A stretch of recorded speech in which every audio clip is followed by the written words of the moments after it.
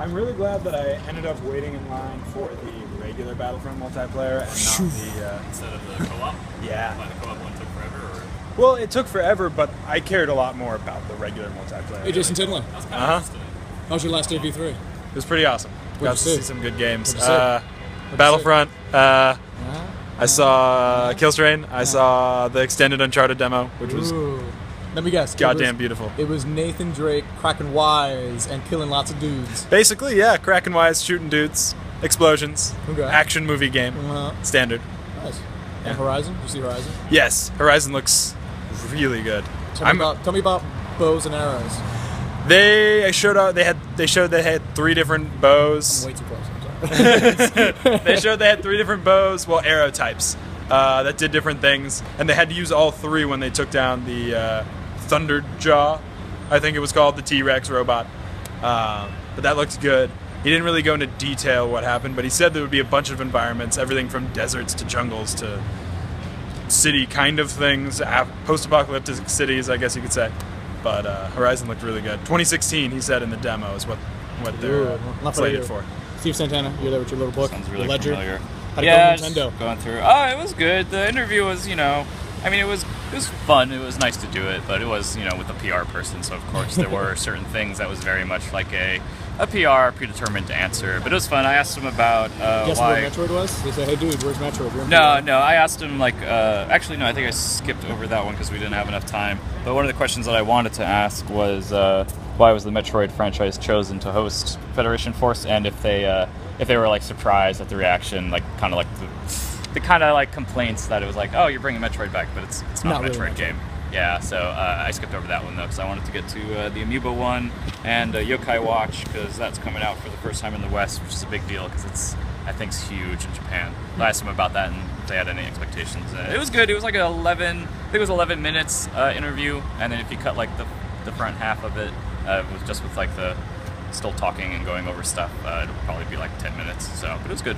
And then I also did an audio interview with Bedlam, one of the developers who did the art for that game. It's like a PC strategy game that's coming out actually this year, and they only just kickstarted it like late last year. But it looks like the thing that I played of it on Tuesday was like really fine, really finished, more so than some other games I played.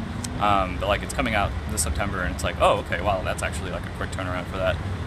Yeah, I saw some Call of Duty. I tried out VR Treadmill, which the video is on the iPad. That was a lot of fun. That was my first time trying VR in general. And was it a game? It was a game. It was more like it wasn't a tech demo, but it was very much like this is a proof of concept sort of thing for the treadmill itself. It does work with most games, they said, where the PC, it'll basically just replace the movement control, where instead of that, you'll be running on the treadmill itself. So, I mean, it's a good way if you want to play games and lose weight at the same time. So you can do that with like Team Fortress or something else. It's a little awkward at first, but you get used to it as you go on. I'll probably maybe do like a write-up on it as well as the video, because the video is funny because, you know, it's me in my get-up and like running around with a gun and then stopping every now and then and shooting and turning and keep going and stuff. But it was a lot of fun. I really enjoyed it. I was happy to be able to do that. Yeah, other than that, I played Below. That's like the only other game that I got to play.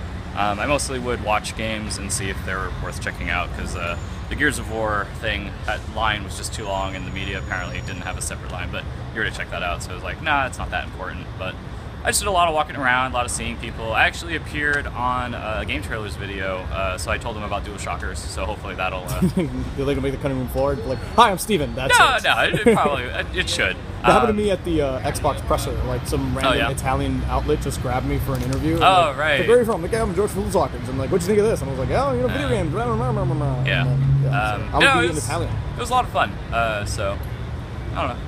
It's good. I'm tired, really hungry too. Yeah, I really want to eat something, and then I have to go home because I have to work tomorrow morning at like 8 a.m. So I have to get home. Well, I saw some Mad Max. I had 45 minutes of just goofing around. Oh wow, nice. I drove a car. You drove a car, Jason? I did not drive any cars. Oh, that's a shame. Drive cars in your life. That's true.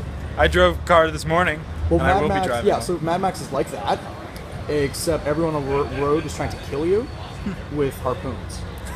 So it's almost like LA driving, but this is a little bit more awesome. But yeah, it's been 45 minutes just goofing around, and I just turned it over and like I'm talking, but we're still looking at Jason. But yeah, so I got a chance to look at kind of like the Batman-esque combat, and then doing. How much of the movie is in the game? There's no movie in the game. It's just a standalone story. But they have like the War Boys, right? The War Boys are there. There's like Gastown, Bullet Village, or some nonsense in there. It's all there, but nothing is based on the movie. The only connection are the locations, and Mad Max is in there. Yeah. So like, how's his voice? It's like Australian-y, like that. But is it like the movie? No, it's not a Tom Hardy. It's it is voice. just generic 2014 protagonist, just white dude with low crop hair, just being all raspy. But they said nothing to the. So I've seen nothing about the story so far outside of like these dudes came, they kicked your ass, and then they broke your car, and all of a sudden now you're really mad and you need to get more car parts. But what I do like is what you get is scrap in the game, and then what you can do is as you progress and level up and do other crazy nonsense, you can just go right.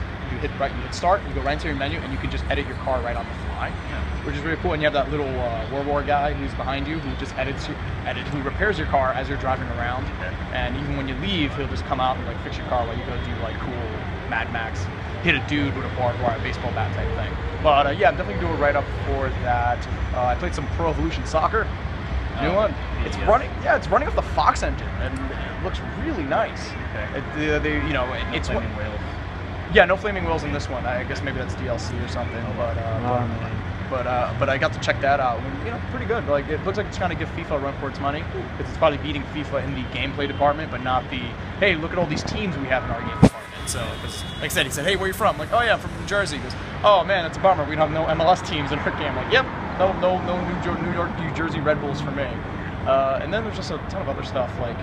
I don't know. It's already like day 5. We can tell it's late because they're already taking on that Call of Duty banner. Yeah. So that's gonna take some work. They already took down the first one. The one that is on the bottom stretch is already gone. Yeah. They're fast. I also played the Mega Man collection. I just remembered that. Oh, nice. How'd that play? Looks really good. Like it looks very much like a NES game, perfectly emulated on an HD screen. Because sometimes when you emulate games on HD, it looks kind of fuzzy or it just looks off. But they did a really good job of it. The only weird thing was that I remember the shooting pebbles and his eyes being white, like pure white. But it looks like it has a tint of yellow to it now, which is weird. But it's not canon.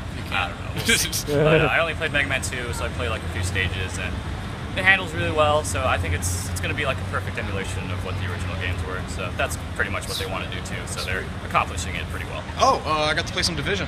Oh yeah, that's kind of a big game. That's a big deal.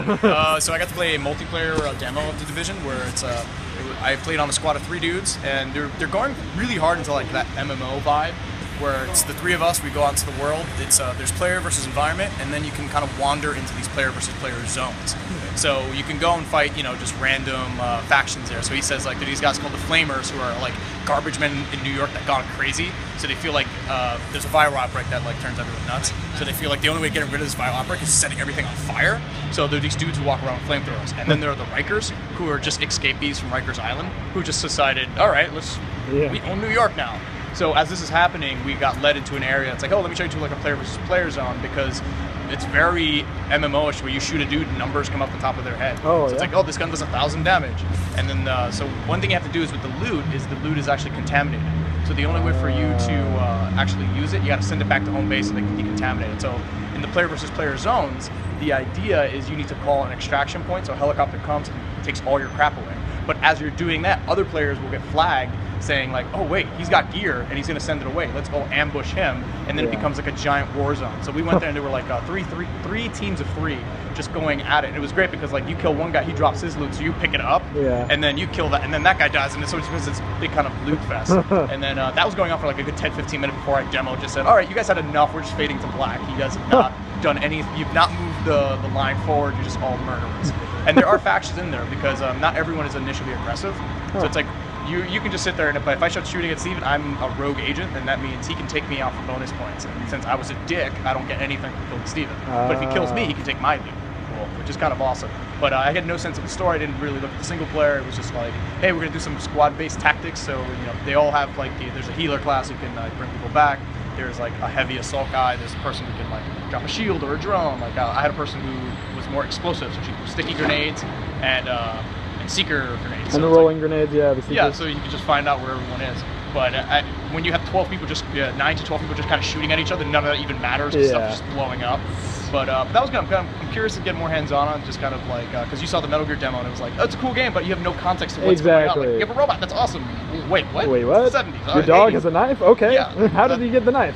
But yeah, I think that covers most of it. There's a bunch of stuff I've written down that like I need to just get through. But yeah, I think all in all, it's a pretty good E3, right? Really good. I mean, it's my first one, so Same here. there's nothing to compare it to really. But I really enjoyed it.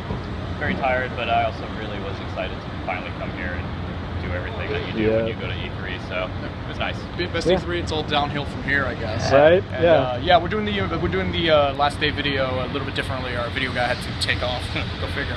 But yeah, hope you guys enjoyed all our coverage. Stay tuned this week. We're still gonna have more write-ups and hands-on, and we still have podcasts and other videos going up in the meantime, and a bunch of interviews too. So stay tuned. Thanks for watching, and go Dualshockers.com. I was George Jimenez. That was Steven Santana, and the man behind the camera, Mr. Jason Tinley. Yeah. Mike Flip. Hello. Yeah. All right. Thanks for watching, and we out.